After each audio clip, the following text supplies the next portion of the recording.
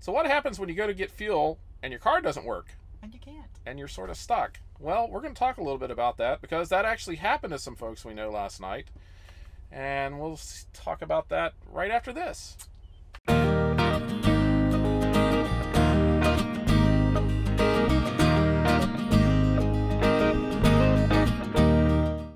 Hi everybody, I'm Judy. And I'm Jim, and welcome to It's a Highway Vlog, where you get to travel the country with us, and you don't even have to leave the fuel aisle. Not that you can.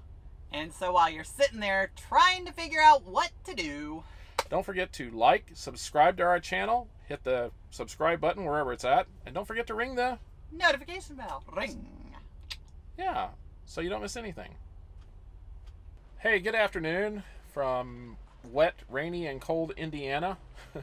We are getting ready to go pick up our load here in just a little bit. It's raining out, it's cold, windy. I think I've said that. Repeat.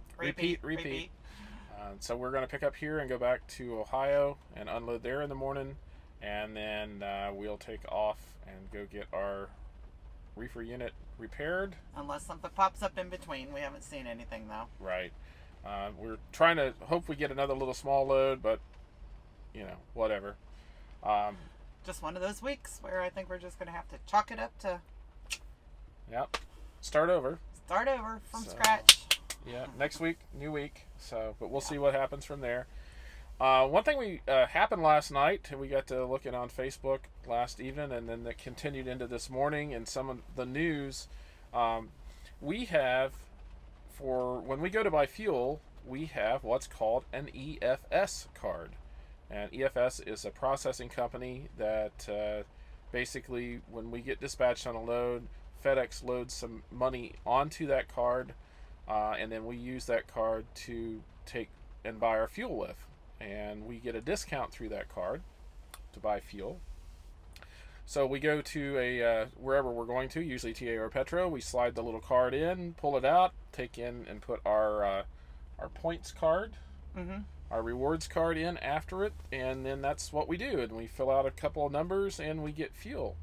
And so we rely on that card to buy our fuel with, and that's how we do it. The other thing is those numbers are reported back to the carrier, and that's how they keep track of the mileage and the fuel taxes. So it's sort of seamless on our part. We don't think too much about it. We just have an extra card, put it in there, put it out. But last night, the entire, and this is just not for FedEx, this is for the whole system. The whole system. For anyone and everyone out there who uses this card. Yeah, the whole system went down last night.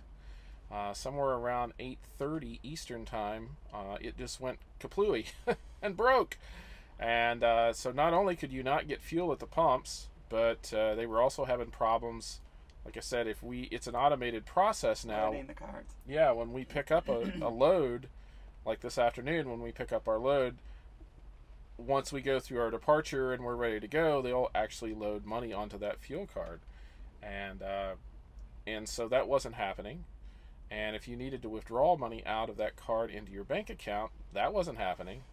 Now, can we preface this with, in the 8 years we've been out here, has that ever happened? No, we've never seen it happen. Just so everybody knows out there, this is a very few, far between, not frequent kind of thing. And we're hoping it's not a sign of things to come. No. But I guess the thing that we were sort of talking about was, okay, what do you do in that situation? Because we belong to a Facebook group that has a lot of drivers for our carrier, and there were several people saying, hey, I need fuel. What am I going to do? I mean, we're... Well, and you know, money-wise is one thing, but also the discount is a big portion of it, too. Right. Because if you go and pay for it out of your own pocket kind of way, you know, you don't get that discount. Well, and we are owner-operators. We own the truck. So anything that I pay out of my pocket is ultimately coming out of the business. I'll just take it and buy it with a business credit card we have. But in the case of some of these folks that are out here as drivers, that money's coming out of their pocket, and they may or may not have the funds. They may not have a credit card. They may not have the cash on them. So what do you know, it's one of those questions. And that's one of those learning curve, too. Even as a driver, you know, there needs to be a stash somewhere just in case that would happen, if you're a team driver and you're not driving with someone out of the same household, maybe you will split it up, but it's kept somewhere where both drivers know that if this happens, right. I will wake you up. We're going to, this is what's going to happen. We have to do it this way because otherwise we're not going to get to our destination. Right.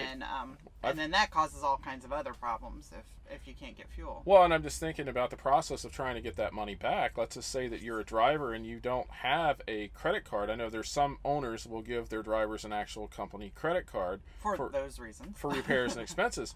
But the former owner that we drove for, we were expected to pay for those repairs and expenses out of essentially at that point in time it was T-check. Yeah. But that's what we used to pay for repairs, and sometimes those repairs can get to be rather large. It's nothing to spend $1,000 on a truck repair. Yeah.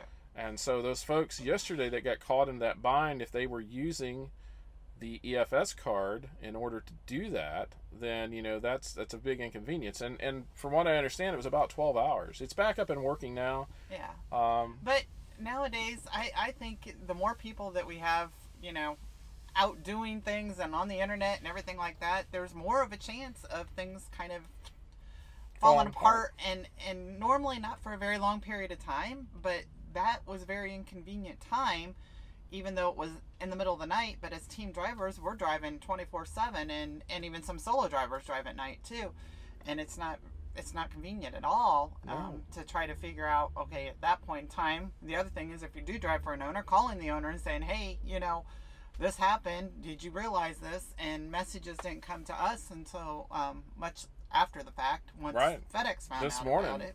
This morning we found out through a Facebook group some of the folks that are out there got fuel. Now luckily for us, we bought fuel last night, but we bought it about 6 o'clock, and at that point in time the system was working, so we had a full tank of fuel. We have enough fuel to run our load for today and get back to our destination in the morning, so I wasn't really too concerned about it. But we also have friends of ours that went to pumps and the card didn't work. And then they weren't, in one case, they weren't for sure what was happening, so they went to the next truck stop. Pump still didn't work. Finally, they found out. So far. Because this just did not affect our carrier. It affected a lot of larger carriers in the country. So there were probably, thousands and thousands of drivers that could not get fuel last night all over the country. Nationwide problem. And like I said, if you're a driver, you're not expecting to have to shell. What if you were in the garage last night and you were having your truck fixed and the repair bill was $2,000 or $3,000 and you walk up to the counter and they can't process you for another 12 hours. You can't get out. You're stuck.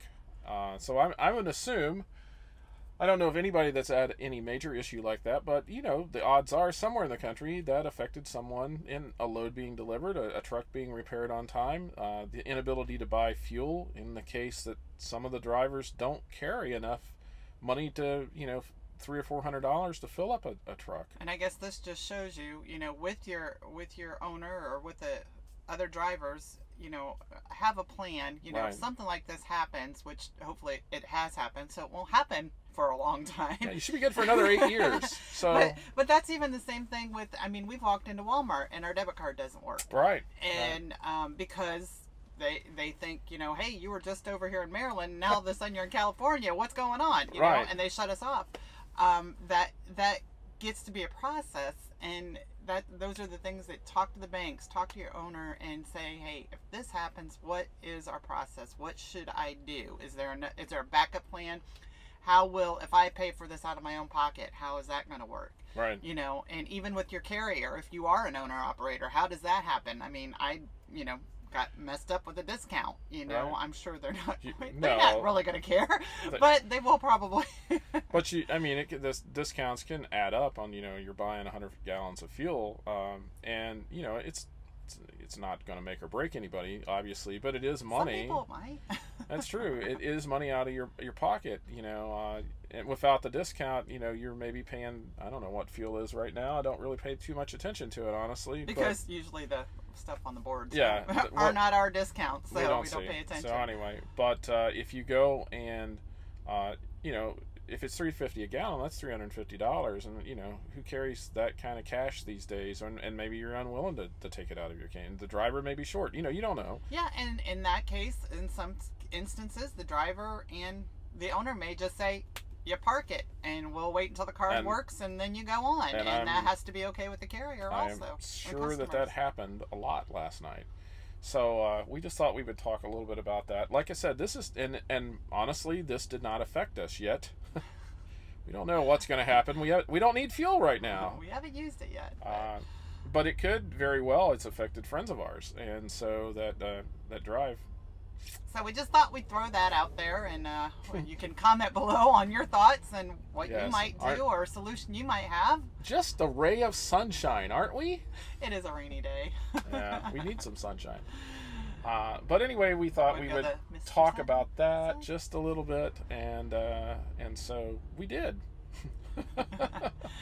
So I think we gotta get going to pick further up. thoughts? So. Yes, we gotta go and pick up and be on our way. And so if you would like more content like this, bad news on a rainy day, who doesn't like that? But the good news is it's back, so there is some good news. I guess so. So if you like that kind of stuff, glutton for punishment, like and subscribe to our channel. Give us our video a thumbs up. Look at that, right there. Right there, my nose. And what do? Don't forget to ring the notification bell, so you don't miss anything. But I've already said that. So anyway, we'll see you in the next video. So long, everybody. Good night.